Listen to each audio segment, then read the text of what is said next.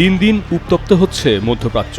Iran ইসরায়েলের মাঝে চলমান অস্থিরতা বেড়ে তা পৌঁছেছে সিরিয়াতেও। ফিলিস্তিনের পাশাপাশি ইসরায়েল আগ্রাসন চালাচ্ছে লেবাননেও। এমন সময় অনেকের মনেই প্রশ্ন বাজছে, ইরান কি তবে পরমাণু যুদ্ধে জড়াবে? বেশ কয়েকদিন ধরেই ইসরায়েলকে কঠিন জবাব দেওয়ার প্রস্তুতি নিচ্ছে ইরান। সম্প্রতি ইরানের ইসলামী বিপ্লবী গার্ড কর্পস IRGC এর সাবেক প্রধান কমান্ডার মেজর জেনারেল মোহসেন রেজাই জানান, ইরান ইসরায়েলের বিরুদ্ধে প্রতিশোধমূলক হামলার প্রস্তুতি নিচ্ছে।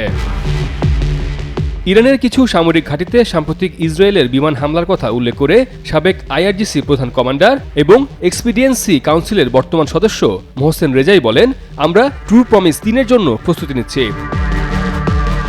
ইরান ইসরায়েলের বিরুদ্ধে তাদের এই প্রতিশোধমূলক হামলার নাম দিয়েছে ট্রু প্রমিস। ইরান সম্প্রতি 2 দফায় ইসরায়েলে প্রতিশোধমূলক হামলা চালায়। ইরানের পক্ষ থেকে যেগুলো নাম দেওয়া হয় যথাক্রমে ট্রু প্রমিস 1 ও ট্রু প্রমিস 2 নামে।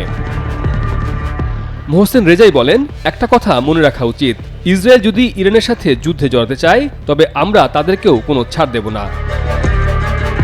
যুদ্ধের এই পরিস্থিতি আরও ঘোলাটে হলো সর্বশেষ একটি ঘটনায়। তা হলো ইসরায়েলের প্রধানমন্ত্রী বেনিয়ামিন নেতানিয়াহুর বাড়ি লক্ষ্য করে বোমা নিক্ষেপের ঘটনায়। তবে ওই বোমা গিয়ে পড়ে নেতানিয়াহুর বাড়ির বাগানে। ইরানের পরমাণু গবেষণা নিয়ে বহুদিন ধরেই বাধা দিয়ে আসছে যুক্তরাষ্ট্র।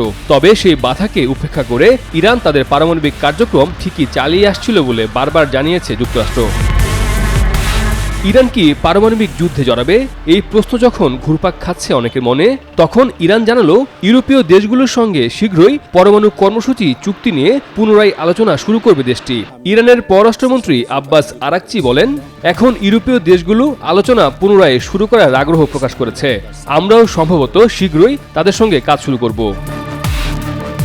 ইরানের রাষ্ট্রীয় টিভিতে সাম্প্রতিক এক সাক্ষাৎকারে আরাকচি জোর দিয়ে বলেন, আন্তর্জাতিক আণবিক শক্তি সংস্থা IAEA পারস্পরিক যোগাযোগের পথ বেছে নিলে ইরান তাদের সঙ্গে সহযোগিতা করতে প্রস্তুত রয়েছে। সংস্থাটির বোর্ড অব গভর্নর্স ইরানের বিরুদ্ধে নতুন প্রস্তাব জারি করলে ইরানও নতুন ব্যবস্থা নেবে। আব্বাস আরাকচি বলেন, আন্তর্জাতিক আণবিক শক্তি সংস্থার প্রতি আমাদের আচরণ পুরোপুরি পেশাদারিত্বমূলক। সংস্থাটি একটি প্রযুক্তিগত সংস্থা এবং প্রযুক্তিগত ক্ষেত্রে তার দায়িত্ব পালন করা উচিত। রাজনৈতিক ক্ষেত্রে প্রবেশের অধিকার তাদের নেই। ইরানের পররাষ্ট্রমন্ত্রী বলেন, ইরান IAEA এর অধীনে তার বাধ্যবাধকতার পাশাপাশি NPT নামে পরিচিত পারমাণবিক বিস্তার রোধ চুক্তির প্রতিও প্রতিশ্রুতিবদ্ধ।